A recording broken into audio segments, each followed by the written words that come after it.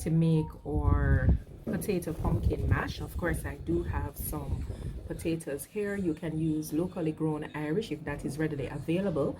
If not, any Irish potato will do. These will cream up real nicely. And of course, I do have a few pieces of pumpkin.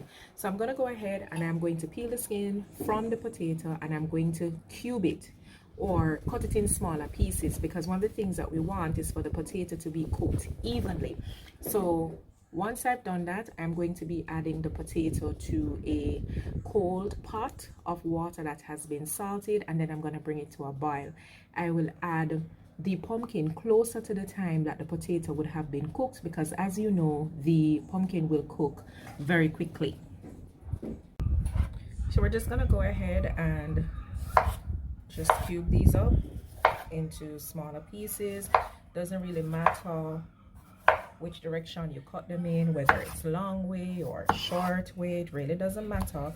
The important thing is that we want to ensure that the potato is just, you know, cut into smaller pieces, because as I said, you want it to be cooked evenly, and you also want it to be cooking as fast as possible. So smaller pieces definitely important. Okay, so let's go with that. We have our pieces, and in the same vein, we could go ahead and just cut our pumpkin. Cut our pumpkin into smaller pieces.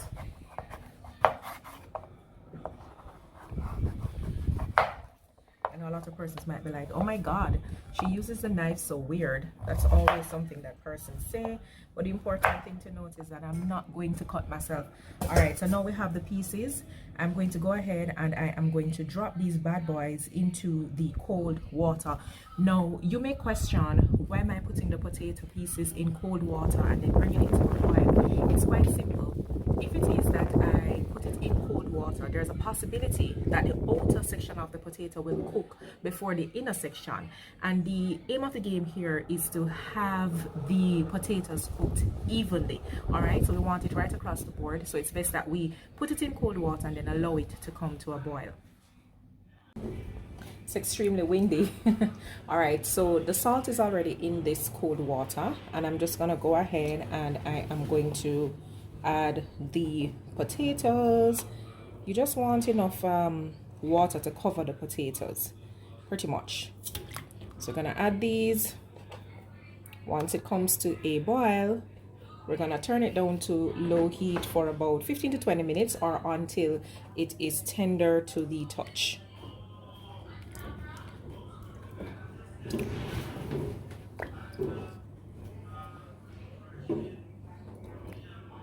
Potatoes are halfway cooked. I'm going to go ahead and add the pumpkin directly into the water.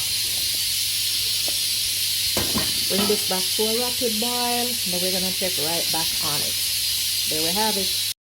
Are ready, so I'm going to go ahead and drain this off in the colander, and then I'm going to put it right back in the pot for the mashing process to begin.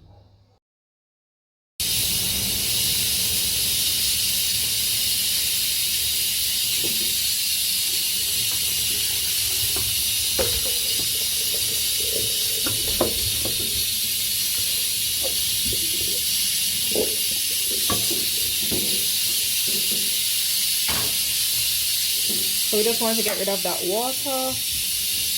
Once that water is drained from the colander, I am going to go right back and add it to our pot.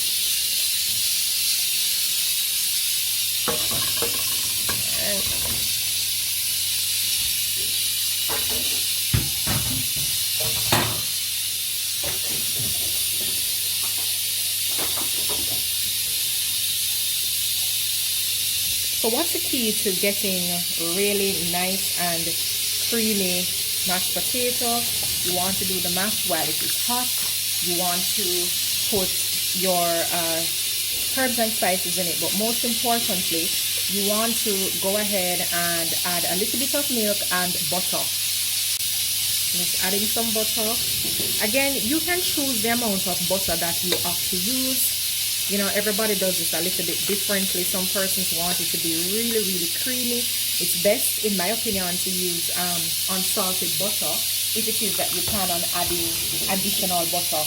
If not, then you can go ahead with salted butter. But again, everything is going to be according to your liking. So I'm going to add a little bit of milk. And the milk here that I'm using is almond milk because, you know, in this house, we have nothing else but almond milk. Alright, so I'm just going to go in to mash. May work. Smells good.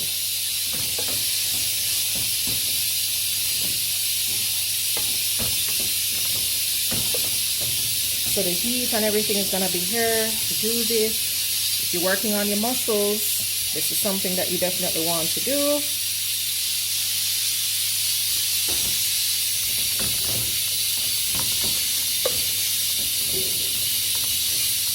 So keep adding the milk, keep adding the butter until it gets to a consistency that you actually like. Alright, so we're just gonna add a little bit of island spice, mixed spice. You know, mixed spice goes really nice with pumpkin. So this is going to give our mash a really nice flavor. Okay, so we could just go ahead and continue that process. Don't mind the fact that I have stopped using the masher here and I'm just using a fork to basically, you know, mix that in. That's okay. It's your kitchen. You cook it however you want to.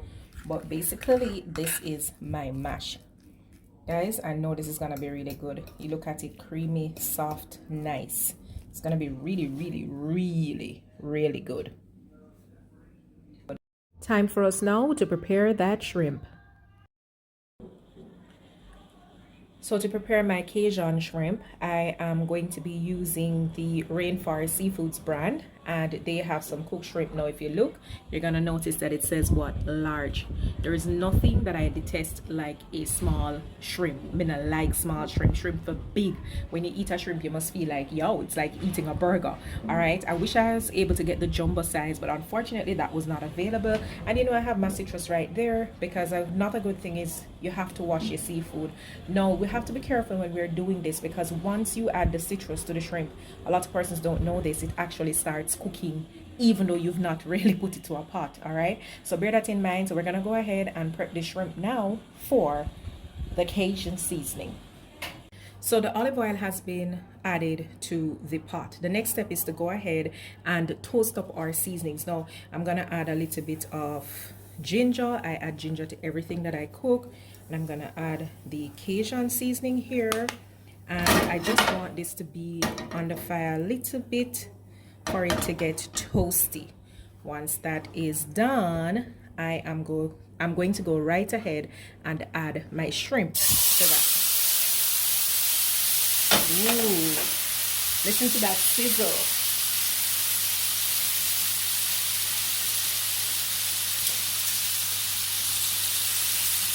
Let's just fix each of these bad boys flat into the pan so it can do its thing. Now shrimp cooks very quickly. As long as it starts to turn pink and you can see that happening, then you know it is going to be time for us to turn that. So our shrimp is coming on nicely. I have turned it because as you can see on one side it has already gotten its color, its pink color. So while that is happening on the other side, as I said, shrimp cooks quickly.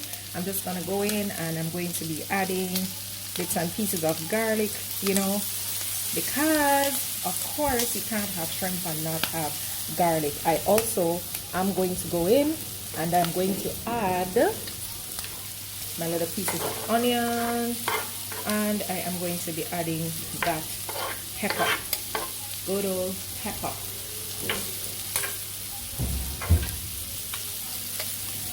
Alright, so this is about ready. So the final step is just to go ahead and add in my scallion that will release the last bit of flavor that I need, and also it's gonna just serve as a garnish when it is time to plate it up. So there you have it, Cajun shrimp all set, all ready. You should smell this, all of the spices, the garlic, everything, the pepper, looking really good. All right, so that's done.